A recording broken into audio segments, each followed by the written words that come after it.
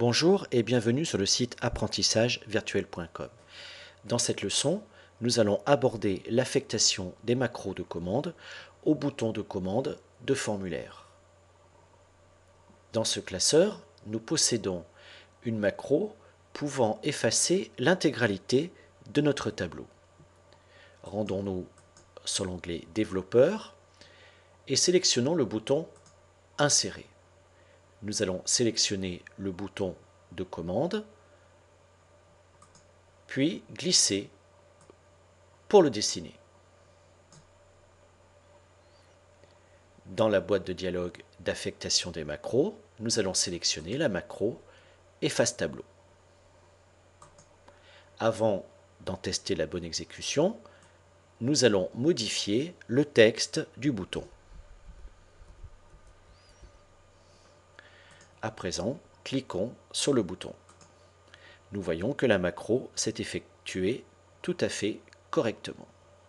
Dans cette première hypothèse, nous avons estimé que la macro existait préalablement à la création du bouton.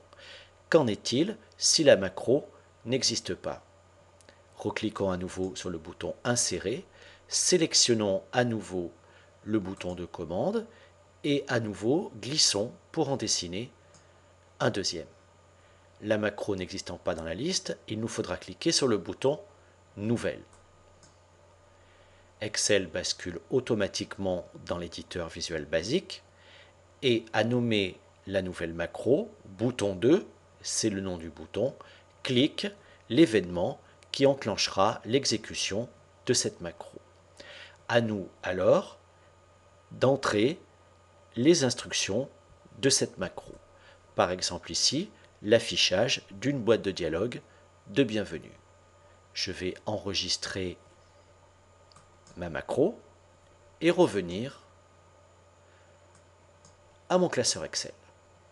Avant de tester la bonne exécution, je vais modifier le texte de mon bouton. Cliquons sur le bouton. Nous voyons que le message de bienvenue s'affiche bien à l'écran. Voilà, cette leçon est terminée. Merci de l'avoir suivie et à bientôt pour une nouvelle leçon.